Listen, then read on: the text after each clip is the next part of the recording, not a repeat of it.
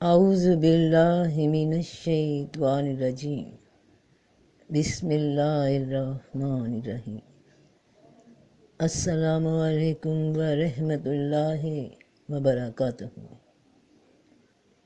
انسان صرف سوچ ہے، باقی ہڈیاں اور گوشت ہے۔ انسان کی جڑ اس کا دماغ ہے، اس کی عقل ہے، اس کا شعور ہے، اور اس شعور کی جڑ رب کا حکم ہے، اس کی روح ہے، اور رب علم ہے، حکمت ہے، نور ہے، ہدایت ہے، یہاں تک کہ خیال ہے، الفاظ ہے، اسم ہے، نام ہے، اور انسان اس کا کلمہ کن ہے کہ ہو جا اور ہو گیا۔ انسان کے لیے دنیا اتنی ہی ہے جتنا اس کے حواس کا دائرہ ہے، جتنی اس کی عقل ہے، جتنی اس کی معلومات ہے، جتنا اس کا علم ہے، جتنا اس کا مشاہدہ ہے، ظاہر سے بھی اور باطن سے بھی۔ تو حواس کا دائرہ جتنا وسیع ہوگا اتنا ہی علم وسیع ہوگا، اتنی ہی جزا ہوگی، اتنی ہی سزا ہوگی۔ رتبے بلند کرنے ہیں تو علم کے دائرے کو بڑھانا ہوگا، اور وہ فکر کو بڑھانا ہوگا، اور اس کے بعد سوچ سے بھی باہر آنا ہوگا۔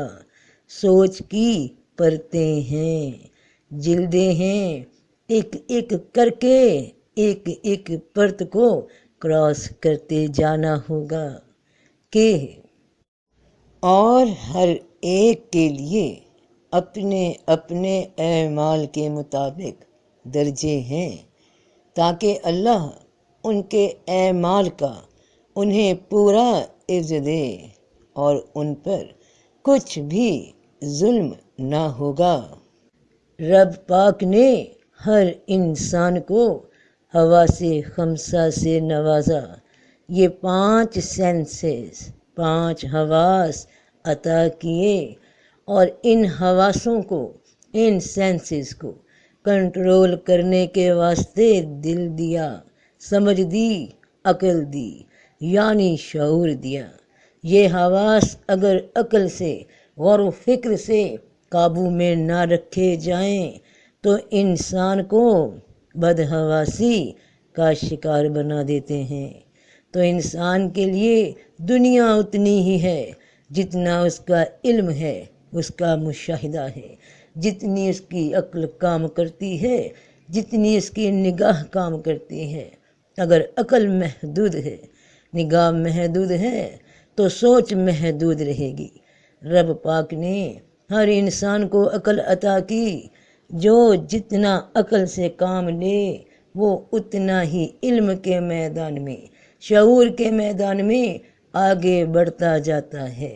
جس طرح شمع سے شمع جلتی جاتی ہے، یعنی روشنی بڑھتی جاتی ہے، اسی طرح علم سے علم بڑھتا جاتا ہے اور مشاہدہ بڑھتا جاتا ہے۔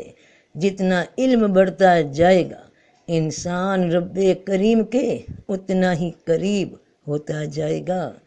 کائنات درخت کی مانند ہے جو رب کے علم سے وجود میں آئی، اور اس میں موجود تمام موجودات اس درخت کی شاخیں ہیں، اور شاخیں اپنے اپنے عمل کے حساب سے پھل دے رہی ہیں، پھل پھول رہی ہیں، کہ دنیا ایک درخت ہے جس کی جڑ اوپر رب ہے، اور نیچے تمام مناظر، تمام تخلیقات اس کی شاخیں ہیں۔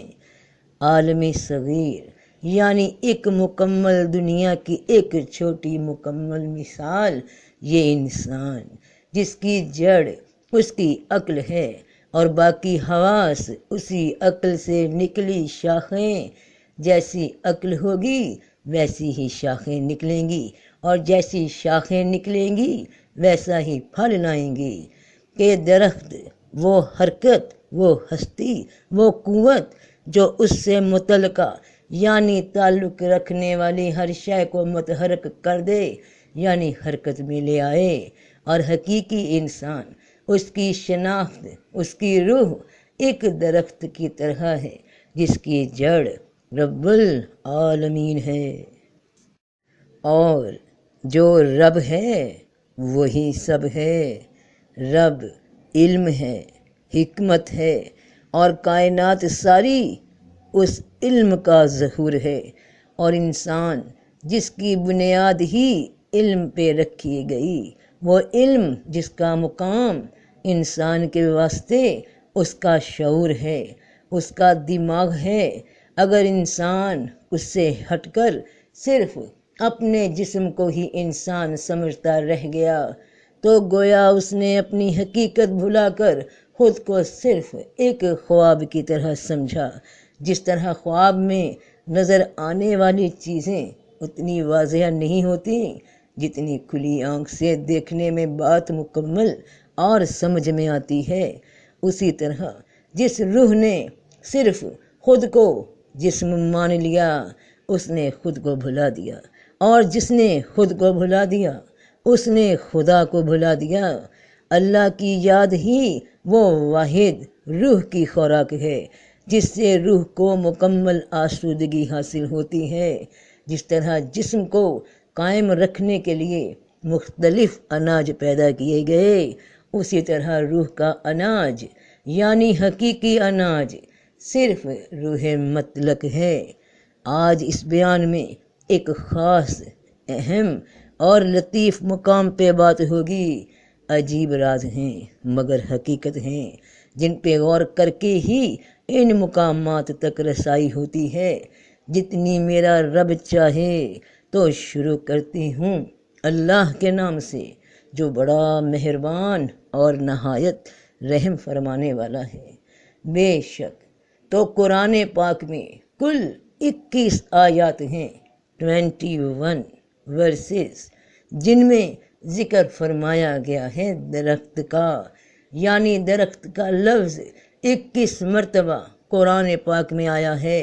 وہ 21 آیات میں اسی بیان میں آپ بہن بھائیوں اور بیٹے بیٹیوں کے ساتھ پڑھنے والی ہوں، اور ساتھ اس پہ باریکی کے ساتھ، توجہ اور غور کے ساتھ، اپنے شعور کے ساتھ سمجھنا کہ رب پاک نے فرمایا، ان آیات میں کیا فرمایا، کس جانب اشارہ دیا جا رہا ہے۔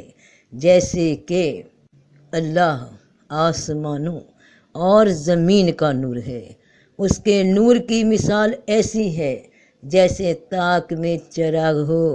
چراغ شیشے کی قندیل میں ہے، قندیل گویا کہ موتی کی طرح چمکتا ہوا ستارہ ہے۔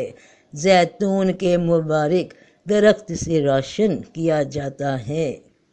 غور کرنا کہ ذکر فرمایا جا رہا ہے زیتون کے مبارک درخت کا، کہ اور وہ درخت جو طور سینا سے نکلتا ہے، جو کھانے والوں کے لیے روغن اور سالن لے کر اگتا ہے۔ یہاں بھی ایک درخت کا ذکر ہو رہا ہے۔ اور پھر جب اس کے پاس پہنچا تو میدان کے دائیں کنارے سے برکت والی جگہ میں ایک درخت سے آواز آئی کہ اے موسیٰ، میں اللہ جہان کا رب ہوں۔ سبحان اللہ، کہ یہاں بھی بتایا جا رہا ہے کہ ایک درخت کی جانب سے آواز آئی کہ اے موسیٰ، میں اللہ تمام جہانوں کا رب ہوں۔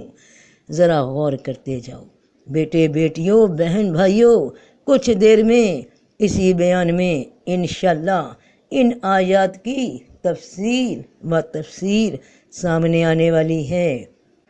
اس سے پہلے کچھ آیات اور سمجھ لو کہ کیا تو نے نہیں دیکھا کہ اللہ نے کلمہ پاک کی ایک مثال بیان کی ہے، گویا وہ ایک پاک درخت ہے کہ جس کی جڑ مضبوط اور اس کی شاخ آسمان میں ہے۔ اور ناپاک کلمے کی مثال ایک ناپاک درخت کی سی ہے جو زمین کے اوپر ہی سے اکھاڑ لیا جائے اسے کچھ ٹھہراؤ نہیں ہے۔ دونوں آیات میں انسان کی مثال پاک اور ناپاک درخت سے دی گئی ہے، اور ہم نے کہا اے آدم تم اور تمہاری بیوی جنت میں جا کر رہو اور اس میں جو چاہو اور جہاں سے چاہو کھاؤ، اور اس درخت کے نزدیک نہ جاؤ پھر ظالموں میں سے ہو جاؤ گے۔ پھر انہیں شیطان نے بہکایا تاکہ ان کی شرمگاہیں جو ایک دوسرے سے چھپائی گئی تھیں ان کے سامنے کھول دے، اور کہا تمہیں تمہارے رب نے اس درخت سے نہیں روکا مگر اس لیے کہ کہیں تم فرشتے ہو جاؤ یا ہمیشہ رہنے والے ہو جاؤ۔ غور کرتے جاؤ۔ پھر شیطان نے اس کے دل میں خیال ڈالا، کہا اے آدم کیا میں تجھے ہمیشگی کا درخت بتاؤں اور ایسی بادشاہی جس میں ذوف نہ آئے؟ تو رب پاک نے ایک درخت سے منع فرمایا اور شیطان نے ہمیشگی کے درخت کا انہیں وسوسہ دیا۔ تو دونوں آیات میں جو شے کامن ہے وہ درخت ہے، اور کہا یہ اچھی مہمانی ہے یا تھوہر کا درخت۔ اور جب ہم نے تم سے کہہ دیا کہ تیرے رب نے سب کو قابو میں کر رکھا ہے، اور وہ خواب جو ہم نے تمہیں دکھایا اور وہ خبیث درخت جس کا ذکر قرآن میں ہے، ان سب کو ان لوگوں کے لیے فتنہ بنا دیا اور ہم تو انہیں ڈراتے ہیں، سو اس سے ان کی شرارت اور بھی بڑھتی جاتی ہے۔ یہاں ان آیات میں خبیث درخت کا ذکر ہوا تو دوسری جانب قرآن میں یہ بھی ذکر ہوا کہ سدرۃ المنتہا کے پاس، جبکہ اس سدرہ پر چھا رہا تھا جو چھا رہا تھا۔ تو 21 آیات میں سے کچھ آیات مثال کے طور پہ بتائیں تاکہ مضمون کی اہمیت کا اندازہ ہو جائے کہ درخت کی حقیقت کیا ہے، یہاں تک کہ رب پاک نے موسیٰ علیہ السلام کو پاک زمین پہ دائیں جانب سے ایک درخت سے ہی آواز دی کہ میں اللہ ہوں، رب العالمین ہوں، اور رب پاک نے آدم علیہ السلام کو منع فرمایا تو ایک درخت سے ہی، اور شیطان نے آدم کو بہکایا تو ایک درخت سے ہی۔ تو پھر درخت سدرۃ المنتہا بھی ہے اور درخت کی ایک پہچان زقوم بھی ہے، تو اس بات میں کیا راز ہے؟ تو یہ شجرہ ممنوعہ کیا ہے؟ تو اس کو اب ان 21 آیات کے ساتھ ہی سمجھیں گے، ایک ایک آیت کے ساتھ انشاءاللہ۔ اللہ پاک مدد فرمائے مجھے بیان کرنے میں بھی، تمہیں سمجھنے میں بھی، اور پھر مجھے سمجھنے میں بھی اور تمہیں بیان کرنے میں بھی۔ عقل کو، شعور کو وسعت عطا فرمائے، آمین یا رب العالمین۔ کہ انسان کے لیے دنیا علم معلومات اتنی ہی ہے جتنا اس کے حواس کا دائرہ ہے۔ تم دائرہ بڑھاتے جاؤ، علم کی نئی راہوں میں سفر جاری رکھو، ایک منزل سے دوسری منزل تک سفر پہ گامزن رہو۔ جہاں رک گئے وہیں تمہاری دنیا، تمہارا علم، تمہارا مشاہدہ رک گیا، تھم گیا، کیونکہ تم وہی پاتے ہو، اتنا ہی پاتے ہو جتنی کوشش کرتے ہو۔ اگر یہ کوشش ساری دنیا تک رہ گئی، صرف دنیا کے لیے رہ گئی، صرف اس کے اور اپنے جسم کے گرد سوچوں میں رہ گئی، تو فانی شے کے پیچھے اپنی حقیقت کھو بیٹھے۔ تو پھر اب اس دائرے سے باہر اپنے مشاہدے کو رب پاک کے نام سے پاک مشاہدے کی جانب شروع کرتے ہیں۔ وہی ہے جو الفاظ دے گا، وہی ہے جو بات سمجھا دے گا ہمیں اپنی عقلوں کے حساب سے۔ تو قرآن کی ترتیب کے مطابق شجر یعنی درختوں کی آیات کا ذکر کل 21 مرتبہ آیا۔ تو پہلے وہ آیات دیکھیے کہ کون سی ہیں، اور اس کے بعد ان آیات میں چھپے گہرے معنی، ان کی تفسیر پہ بات ہوگی انشاءاللہ۔ تو اللہ کے پاک نام سے شروع کرتے ہیں۔ اب ایک ایک کر کے ایک ایک آیت کا بھید، اس کی تفسیر اسی درخت کے لفظ کے حوالے سے کی جائے گی کہ یہ درخت کون سے درخت ہیں، انسان کی کون سی حالتیں ہیں، کون سی کیفیات ہیں، کون سے درجے ہیں۔ اب ایک سوال پیدا ہوتا ہے کہ رب پاک جیسا تو کوئی ہے ہی نہیں، کہ اس نے خود فرمایا کہ کوئی شے میرے مثل نہیں۔ تو جس آیت میں ذکر ہوا حضرت موسیٰ علیہ السلام کی کہ اے موسیٰ میں اللہ رب العالمین ہوں، اور آواز ایک درخت کی جانب سے آئی، تو اس میں کیا راز ہے؟ تو ان تمام آیتوں کی تفسیر، ان کے راز، ان کے باطنی مفہوم اب اسی بیان کے دوسرے حصے میں اور آخری حصے میں تفصیل سے بیان ہوں گے انشاءاللہ۔ تو تب تک سب کا بھلا، سب کی خیر، اللہ خیر فرمائے، اللہ پاک اپنی حفاظت میں رکھے ہر مصیبت اور بلا سے، اللہ خیر کرے۔ تو سب کا بھلا، سب کی خیر۔ جیتے رہو بہن بھائیوں، بیٹے بیٹیوں، فی امان اللہ۔